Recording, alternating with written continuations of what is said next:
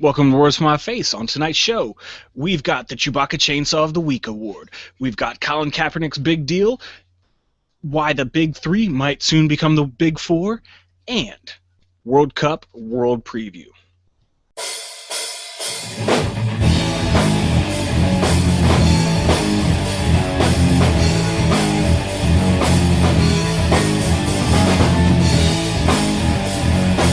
That was once in a lifetime. That was one of the greatest round ones of all time, of all sports, ever. I think, though, Beverly Hills Cop, RoboCop crossover needs to happen.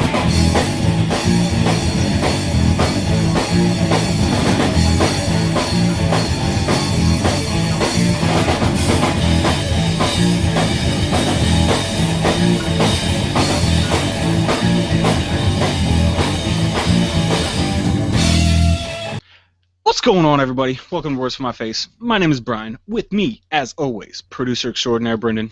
Yo. And we are the one and only home of the Chewbacca Chainsaws.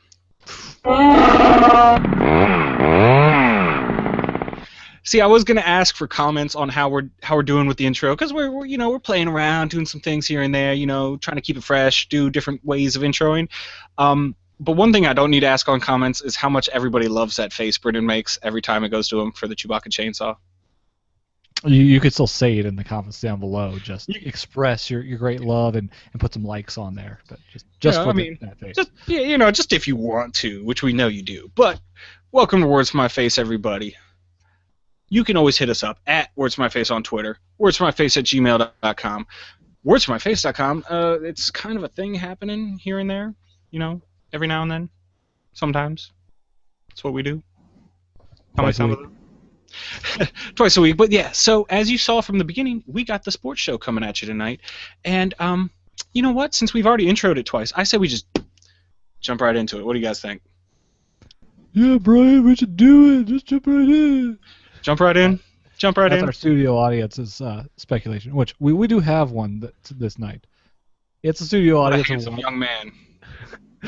Can't say that we don't have the most handsome of all of the studio audiences ever. That's a little creepy, but all right. I could probably get you his number if you would like. Right? I mean, so we can stop short of that. That goes a little too far, but yeah, sports coming at you eventually. I mean, we don't know what's going on, but he did provide his number for you. By the way, we won't pass that on air. So yeah, we won't. But let's start it off with the Chewbacca Chainsaw of the Week award. What? The Week award? Now, last week we did throw a little. But last week we threw a little bit of a curveball at you with the posthumous Lifetime Achievement Award going to Don Zimmer. This week we're going to get back to just a feat. And now, in baseball, there's this guy. His name is Cespedes. And I might have mispronounced that. In fact, I most likely mispronounced that. But he's a left fielder for the Oakland Athletics. And you should see the throw that he made. He was fielding a ball in left field, misses it, kind of fumbles around. It kind of goes back to the corner of the left field.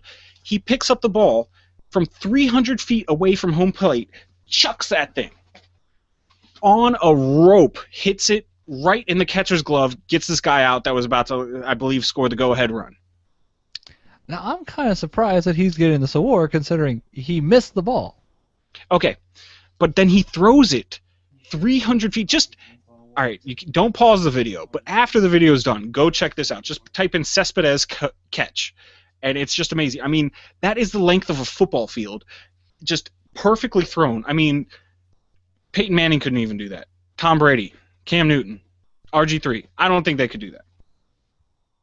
It's pretty crazy. Okay, but I mean, it is just a baseball. I mean, you're talking about a bunch of football players. They throw things pretty far. The footballs are like 10 times, 20 times the size of a baseball. Maybe they could but they're not really heavier than a baseball. And I agree, it is a little harder to throw a football because they're bigger and not as easy to grip. But just think about this is the equivalent of a quarterback throwing the football like 80 yards, because I'm only going to give it 20 yards difference between the two balls. So, I mean, that's still an amazing throw. Hey, he's getting the Chewbacca Chainsaw of the Week award. You know why? Because I give him out. Go ahead and give it to him. All right. That was a very begrudging. That was a very begrudging Chewbacca Chainsaw right there. We could feel the hate. I'm just saying, I think Chewbacca would have caught the ball and then thrown it 400 feet into the guy up in the top stand of the behind the home plate. But then that doesn't get anybody out. You lose the game. It does get someone out because that guy also will, because of the force of the throw, will go through the stadium and be outside the stadium. Yeah, he would be showing up at a hospital near you if that happened. There's one the rule. Ball would actually carry him into the nearest hospital because Chewbacca cares. He aims that ball so they can get to the proper care they need after they land. But I've learned since I was a kid that Chewbacca cannot control his own strength, so every ball he throws at you is like 159 miles per hour. I clocked it once. That's right. And that is him trying to hold back, but it just doesn't work very well. Yeah, he's just not that good at holding back. But also, fun known fact: Chewbacca plays baseball with a chainsaw. It is little known sometimes. Instead of a bat, he uses a chainsaw. He's kind of one of those urban legends because nobody actually survived a game of baseball with Chewbacca yet, so it's just one of those rumors you hear flying around, but it's unconfirmed. I believe it. Yeah. But let's move it on, and let's talk about the NBA Finals, because it's going on right now. But there's actually a little bit of a story that's kind of upstaging the NBA Finals right now, and that is that the Miami Heat possibly will go from the Big Three. There's my fingers. There's there to the Big Four. And now you ask, why need Big Four? Big Three has always been the magical key, and that is because they're greedy, and I do not like the way the Heat build teams. Because what they're talking about. Hold on. Before you go into this, maybe you are going to go into this, but I don't care. I'm cutting you off. All right, cut me off. What's the Big Three? What's the Big Four? What are you talking about? Okay, so in Miami, we have a team called the Heat. The Big Three. Now, traditionally, you've had teams like, I believe, the Lakers. Of the Showtime Lakers, you had Magic Johnson, Cooper, and Kareem Abdul-Jabbar. You had the Celtics of the 80s with Bird, McHale, and Parrish. Traditionally, you get these three good players together, and they gel enough, and they move on. Now, what the Heat have is they have Dwayne Wade, LeBron James, and Chris Bosh. Three of the best players in the game right now. LeBron James, arguably the best player. I would not argue that, though. Kevin Durant. I'm just going to give you a stare real quick. Kevin Durant. But, so... Kevin Durant's loss. He didn't make it into this. No, don't talk about that. No, don't talk about that one. But, so you have those are the Big Three there. So what they're planning a coup of sorts, because this is what they did a couple years ago when those three came together. They pretty much said, hey, we want to play together, and we're going to do anything we can just to leave our teams and go play where we want to play and win lots of championships. Now, okay, you did it, good. I prefer the homegrown method where you get drafted into a city, you show them love, you win the right way, and I guess... I'm conflicted because when I say win the right way, what's the right way of winning? As long as you're not cheating, it doesn't matter how you get there. But it's not my favorite way of going. Let's just put it that way. Yeah, so I just think it's part of the game. If you can trade your way into the right team, that's how it is. That's part of the game. That means you could put up the money properly. You could convince the people. You could make the spread. And I was in Miami, and people like to go to Miami. That's not a bad place to live during the winter months of the NBA season. So basketball doesn't have a cap, though, do they? Yes, they actually do have a cap, and then if you go over that, you are allowed to go over that. It is not a hard cap. It's not like football. No, it's not like football. You don't have to, you don't get penalized. Well, you kind of get penalized, but it's not a hard cap like in football. You can go over it, but you have to pay a luxury tax if you do go over it. So some teams find that worth it, some teams don't. So yeah, okay, so it just becomes even more expensive if you spend a lot of money, but obviously you're spending a lot of money. Yeah. Okay. Yeah, you're spending a lot of money. So here's the coup of sorts. Cap, then trading doesn't matter. Like, however you can make a team is completely legitimate, I would say. Well, that's why the NFL has such parity, is because they have that hard cap. Every team comes to the same playing field with the same amount of money, big market, small market, doesn't matter. And you can't have this coup of sorts with players saying, okay, we all want to go to this one team. That's where we're going. Hey, here we come. Except for that one year when people could pay as much as they want, and then people that did got punished for not breaking rules. Collusion, some might say. Yes. And I'll just leave it at that. Just leave it right there because we're on basketball. But so what's happening is next year for the 2015 season, the Heat only have one player locked up. Everybody else is either up at the end of this year or can opt out of their contracts at the end of this year. So what they're talking about having happen is that Carmelo Anthony will opt out of his contract in New York. So will the Big Three in Miami. Then the Big Three will come back and sign for lesser money, and then Carmelo has room to come and play in Miami. Now, what's funny about this is all these guys are from the same draft class. Like, these are the best guys out of that draft class. Arguably, 2 of the 4 are Hall of Famers. I'm sorry, D-Wade, I can't quite give it to you. You were good, though, for a while. And Chris Bosh, I mean, you're a solid player, not going to hate, but not Hall of Fame material. But you have a storm is brewing in Miami right now. So you never know. And you might say, why do they need to do this? Why would they even want to do this? Yeah, it seems like they're already getting the championship, and didn't they win last year too? So, or did they? Yeah, they've won 2 years in a row. Yeah, so 2 years in a row. This is their 4th year in a row that they've been there. They lost the first one, they won the second 2, and now they're going for the next one. But the reason you might ask why they might want to do this is because of what's happening right now. Right now the series is 2-1, and I believe last time I checked, because I am kind of doing a show here, I can't really break off too much time to watch TV right now. Okay, yeah, so the last time I checked they were down by 20, so it looks like they're looking to add more firepower.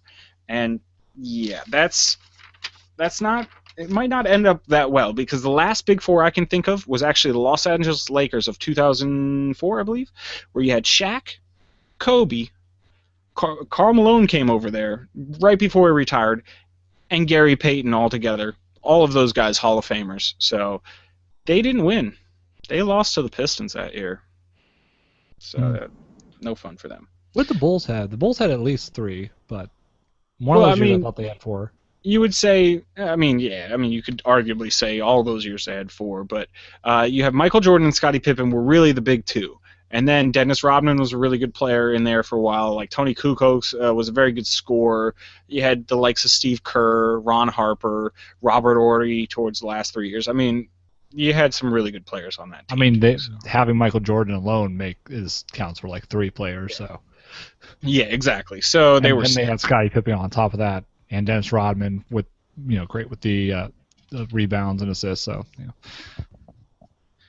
Yeah, but while we're on the subject, I just wanted to mention a couple things about what's going on right now in this Spurs-Heat series. It actually kind of seemed like until tonight that it was kind of deja vu of last year. If you remember last year, these 2 teams just traded games back and forth all the way up into Game 7. And I don't remember last week, so I don't know why you'd expect me to remember last year. So. Well, last year this is what happened, almost exactly, except for right now it's not looking so good for the Heat. But yeah, so that's what happened last year. It was back and forth, back and forth. So far it's been the same way.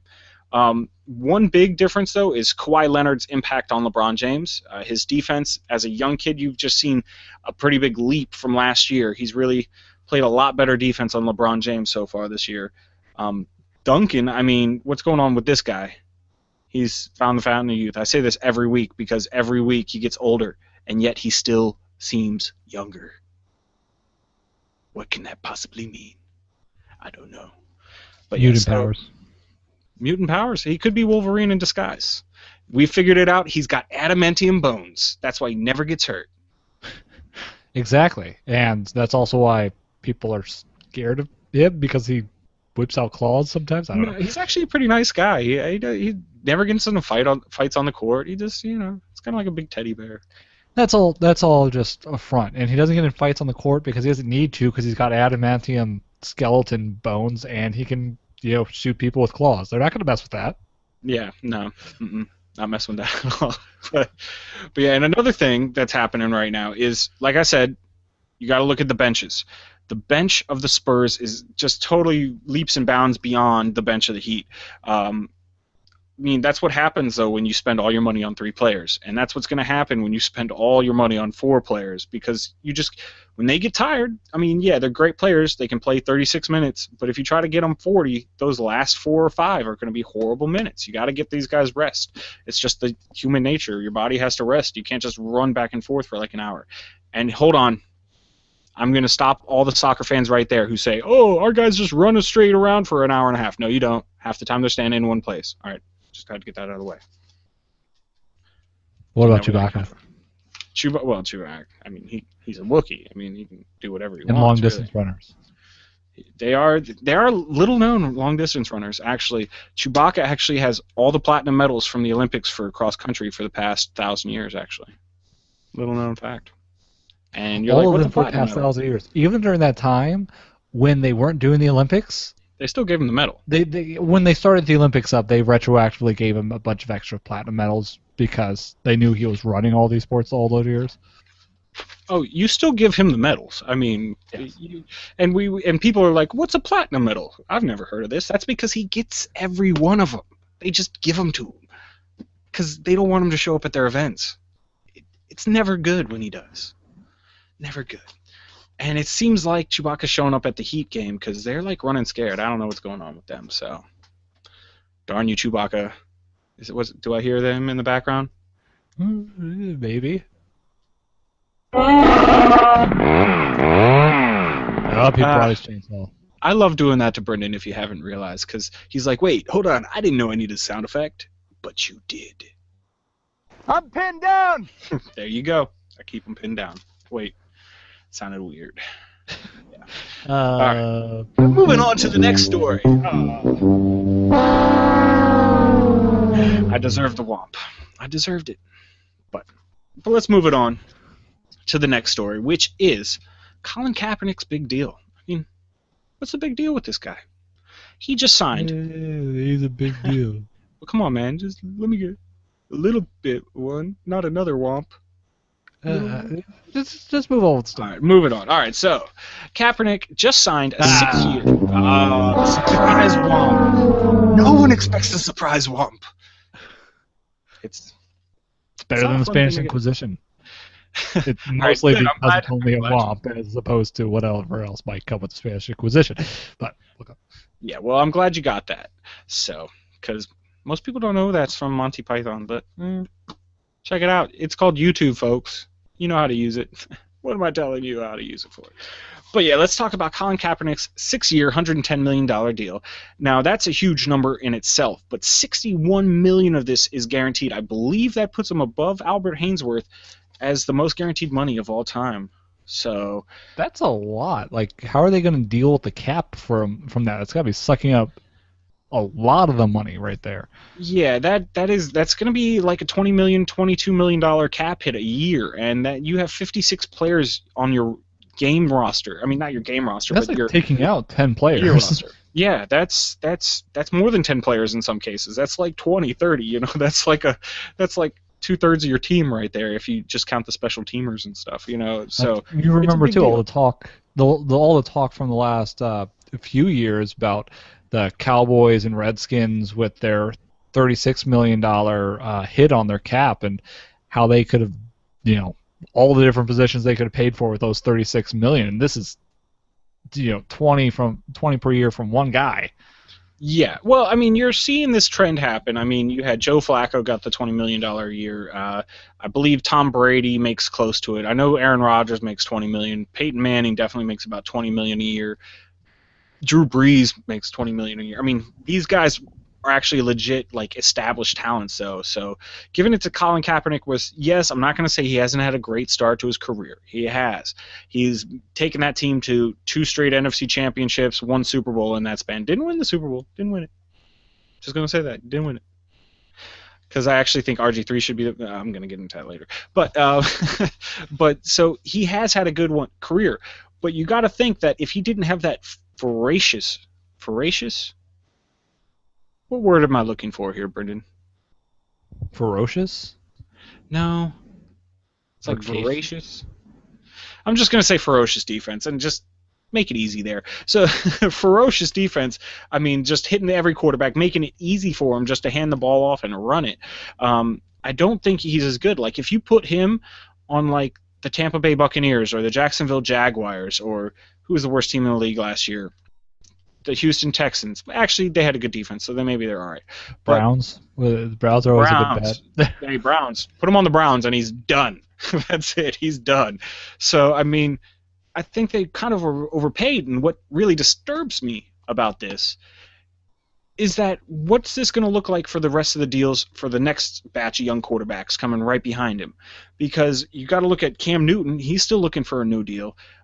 He's in the same class as Colin Kaepernick, and his stats on a bad team has been a lot better. So is he going to say, well, I deserve a lot more than that because I play better than him? I just haven't been on quite as good of teams, except for last year. I mean, they got the second seed in the playoffs from the NFC. So what's going to happen there? And then you have the next group with RG3, Russell Wilson, and Andrew Luck coming up right behind them. And what's going to happen with those guys? Are they going to say, well, those guys got 20, 22 million. I need 25 million? I mean, what are we looking at? This honestly, escalation? I think at this point in professional sports, everyone understands enough that best players does not always mean best paid. It's about all other kinds of negotiations, what the team has available, what other benefits like prospects of actually getting to a Super Bowl and things like that are out there, and just what someone happens to be willing to pay for how you fit into their team, and maybe sometimes just having a good agent who negotiates this well. So, well, a good agent definitely is a great thing to have, and you're right. I mean, the best players aren't always the best paid. You look at running backs in the league just recently, the past 5 to 7 years. I mean, it used to be those were the highest paid players on your roster. Now, those are some of the. I mean, they're paid good. Don't get me wrong, but they're paid good once and then they're thrown away. I mean, these guys are being kicked to the curb on the regular, and the quarterbacks is just. I guess really, if you look back at all the rule changes and how it makes it so it's more of a passing league, you're seeing that shift into the quarterbacks. You need to have that elite passer, and if you don't, you got no shot. So yeah, we might be seeing the need that elite passer that can also run a bit. So starting to see that more anyway. Although maybe that's kind of starting to die down as the defenses get used to the read option and start, which is always going to happen. I mean, somebody's going to come up with one thing. I mean, for a long time you saw, like, I believe in the 70s, you had these big, tall receivers running down the field like gazelles, and so the cornerbacks were a little smaller because they were used to smaller receivers, and then they started getting bigger. And then you saw the receivers start to get smaller, and they'd be faster and zippier in the 80s. And then so the cornerbacks got a little smaller and faster. And then you saw, and it's going back to where it's the wide receivers are these giant mammoths, and now you have all the cornerbacks being bigger and bigger. Just it's the evolution of the game. The positions just change because of what you said. Offenses try something new, defenses counteract that. Offenses try something new, defenses counteract that. So it's a pretty cool back and forth. And that is why American football is the best sport in the world. Hands down, bar none. Yeah.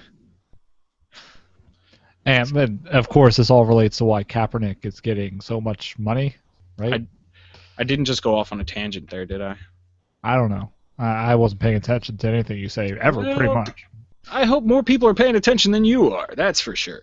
But yeah, so we were talking about football, and let's move it on to the other type of football. What that type of football is football, as we shall say. The World Cup is going on. It's a thing. It's happening. If you're here in the United States like us, you probably haven't heard too much about it, except for it started today. There wasn't that big of a celebration or anything like that. It's not like the Olympics where everybody's like, gotta watch the opening ceremony, man. Nobody cared. Sorry. But you had a pretty decent game today. Brazil played Croatia. Now, Croatia lost 3-1, so Brazil scored 3, Croatia won. But Croatia really didn't score any goals at all because their one goal was an own goal, which means one of the Brazilian players kicked it in. So Brazil just wanted actually scored 4 goals. That's what I'm trying to say here. They're, one on themselves. They were like, here we go. I'm gonna spot you a goal, and then see if you can come back. But you know what? I'm not gonna lie to you guys. I am not that knowledgeable about soccer. I know a couple of the names like Neymar today. He scored 2 goals. Beast from Brazil. He's going to be great. They also have a guy named Fred. That's his name, Fred. I think it's Fred. No last name? I think it's just Fred. Fred. Like Mario. Mario, exactly. And then they have a guy named Hulk. That's it, Hulk. Oh, all right. Yeah. Are these your legal names or? I have no idea. That's the name on the back of their jerseys. And when you see them in the games, is this FIFA? What was it? FIFA? FIFA. Is FIFA like the remember the old XFL where the players could decide whatever goes on their jerseys? I believe there is some sort of rhyme to this reason, but like when I play the FIFA video games, these guys just show up as Fred or Hulk, where everybody else has their first and last name. So it's kind of weird. But hey, if I could pick a name, Hulk would not be a bad one. That would be towards the top of the list. That's a pretty cool name. Yeah, I mean, do you remember though the XFL in its very short run and all the names people came up with? Yeah, he hate me. Yeah, that's one of the few players that ended up getting to the NFL. So you never know. You never know. His stupid nickname might do it for you. But yeah. So, and like I said, I'm not that big on soccer, but I'll just give you a couple games to just look out for the next couple days. So if you're like, what game do I watch? I don't want to watch them all. I just want to watch a couple good ones. These are a couple that I would say are going to be good to watch. The first one, June 13th, which is tomorrow. Group B, you have Spain versus the Netherlands. Now, I believe this is a rematch from the 2010 World Cup, where Spain beat the Netherlands in the championship, and you have Spain coming in as the number 1 seed. So look out for them. That should be a really cool game to watch. Hopefully a back and forth. And this is only group play, so there's not as much pressure on it, but it should be fun. Then June 14th, Group D, you have England playing Italy. These are 2 of the most traditional powerhouses in football in the world. So, I mean, they always bring good teams. What can you say? I don't know about England. I think they always kind of end up slumping a little bit. At least a little later on. They never win it. I think it's been over 60 years since they won it, so they never make it. But, wasn't soccer from England originally? I think that's what they say, but I don't think the rest of the world agrees. And since I'm not from a country that really loves soccer, if I was, I would say America invented. I don't really care all that much. So I'll just give it to you, England. You're our closest allies now. It's all you guys. You did it. You're just bad at it now, kind of. Better than us, but whatever. They always field a good team. It's just this team always seems to choke and peter out before they do anything. I mean, they have guys like Wayne Rooney leading the. I hate that guy. He's just such a loudmouth for Manchester United. So, I just have no feelings towards England, good or bad. But if I had to pick a team, I'd hope Italy beat them in this one. So, there you go. But it should be a good game, nonetheless. Then you have on June 16th. Yes, I skipped June 15th. I didn't really see any games worth watching there. But on June 16th, you have probably the game of the tournament, probably for all these first rounds, where you have number 2 Germany playing number 4 Portugal, and of course that is Group G, the group of death, where America is also in there, and America will not make it out. Sorry, America. But you have players like Ronaldo on the pitch. I think that's what they say. On the pitch for this one. On the pitch for this one. Do I have a horrible accent? I think I do. I don't like it. Stop using it. I don't like you either, so. But you have Ronaldo, one of the best players in the world, on the pitch for this one. Yeah, I threw it in there better that time. And then with Germany, they just have an all-around good squad. Really look for Ozil to be the star of this game for the German side. Maybe Klose. He's a 36-year-old guy. Miroslav Klose, pretty crafty, so you never know. Might do something. Surprise you a little bit. Slide somewhere. Yeah, slide in there. Kick a ball, perhaps. Maybe score a goal. Hit the back of the net. Do a slide tackle. Something like that. something cool. Maybe a header. You never know. Nah, he's overrated. Overrated. But and then on June 17th you have Brazil playing Mexico. Now Mexico barely made it in there. They really just kind of slid in with they were like the last team appointed there, but they're actually a pretty good team. Chicharito, I believe his name is a star, and he's a young kid, and he's still playing really hard, and he's pretty good. And then you have Brazil, which we just talked about, their beasts. Hulk, Fred, Neymar. I mean, come on. I think the real person you have to watch out for is Hulk, because the angrier he gets, the stronger he becomes. He'll just kick that ball through people's legs eventually. Yeah. And now some teams that I didn't mention, but you should also watch out for. Uruguay, I believe I pronounced that correctly. They have Luis Suarez, who led the English Premier League in scoring this year, and Diego Forlan, who's another really good forward. Those guys are going to be a really cool tandem. You're going to see a lot of goals out of them. And Argentina. You definitely want to watch Argentina because they got Messi. Messi's the best player in the world. I might have said that about Ronaldo, but maybe Messi. It's a debate. Oh no, his game is a little messy. Womp yourself. Oh. Well, if I got a womp, you get a womp too. All right.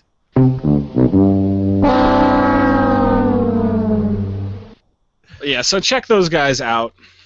And if you don't play FIFA, I'm not a big soccer watcher fan or player fan, but the soccer games are fun. You should pick those up. Just saying. Maybe I'll say that on my entertainment show where I talk about video games, which if you don't watch, you really should, because it's on Monday nights at 10, just like this is Thursday nights at 10, so where's my Facebook? I think I do have one soccer game, and it's a really, really old one, where it's essentially soccer, but you're playing as robots playing soccer. That sounds pretty awesome. I like robots, and I like soccer video games, so is there any reason I shouldn't like robot soccer games? It's on the Atari 7800. Oh, maybe that's why you wouldn't like it. Other than me? Well, I guess you do. You do. And one of these days, we're actually going to do a retro game segment on our other show, too, so check out for that. But, as always, you can hit us up at Words For My Face on Twitter, wordsformyface.com, Google+, comments down below. I am Brian. With me, as always, producer extraordinaire Brendan. You. And we are signing out, and we're going to do our headbanging exit. We like to do this now. Let us know if you like it in comments down below. Yes, put it in the comments. Do it now. Do it now. Or right after we do the thing that you're commenting about.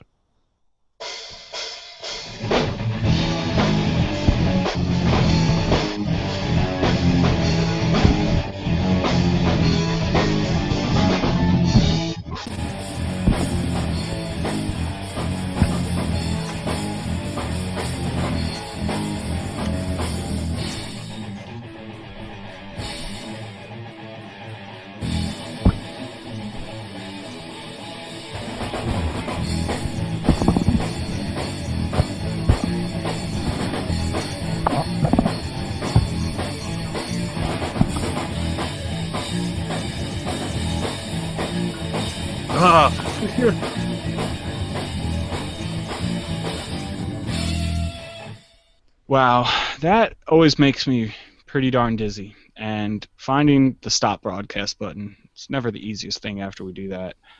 But I found it.